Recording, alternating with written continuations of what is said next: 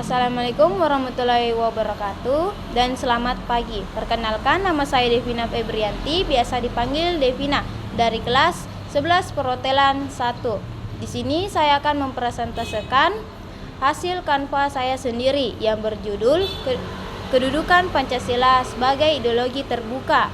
Menurut Kyonto Wibosono di Suwonharjo, terdapat 3 aspek, yaitu telah dipenuhi Pancasila sebagai suatu ideologi, yaitu aspek realitas, aspek idealitas, dan aspek fleksibilitas.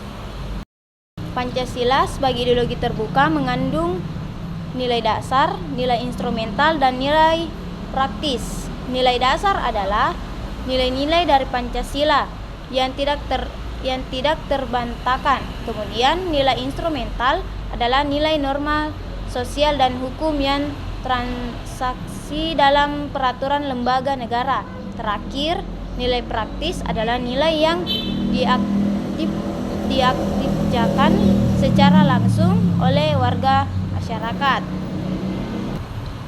Adapun sebagai ideologi terbuka secara struktural, Pancasila memiliki dimensi idealitas, normatif, dan realitas, yaitu adalah dimensi idealisme. Nilai-nilai dasar Pancasila bersifat sistematis, rasional, dan menyeluruh seperti ketuhanan, kemanusiaan, persatuan, kerakyatan, dan keadilan.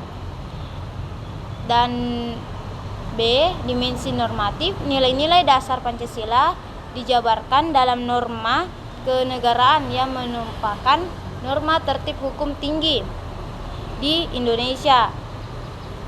Dan terakhir, dimensi realitas. Pancasila harus mampu mencerminkan realitas yang hidup dan berkembang di masyarakat. Itu saja dari saya, kurang dan lebihnya mohon dimaafkan. Wassalamualaikum warahmatullahi wabarakatuh. Terima kasih. Assalamualaikum warahmatullahi wabarakatuh. Perkenalkan, nama saya Elizabeth Andrani Angeltai dari kelas 11 Perhotelan 1. Kali ini saya akan mempresentasikan tentang perwujudan Pancasila sebagai ideologi dalam kehidupan berbangsa dan bernegara.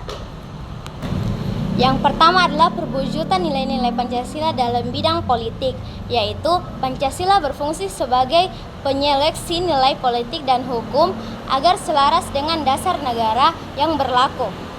Salah satu wujud tanggung jawab warga negara dalam bidang politik adalah berpartisipasi dalam kegiatan politik. Yang kedua adalah perwujudan nilai-nilai Pancasila dalam bidang hukum, yaitu lembaga-lembaga hukum adalah lembaga-lembaga yang berwenang untuk menjalankan fungsi-fungsi hukum seperti penegakan hukum, peradilan hukum, pembinaan hukum, atau pengawasan hukum.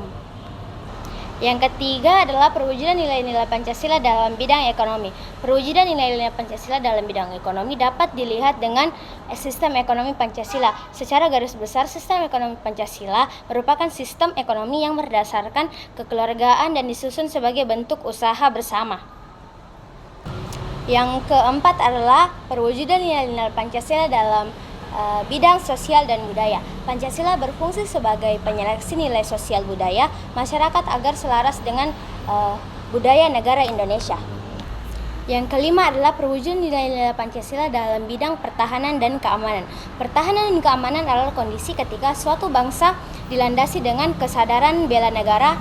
Hal ini termasuk dalam kemampuan memelihara stabilisasi pertahanan dan keamanan negara yang dinamis. Baik, itulah presentasi saya mengenai perwujudan Pancasila sebagai ideologi dalam kehidupan berbangsa dan negara. Wassalamualaikum warahmatullahi wabarakatuh.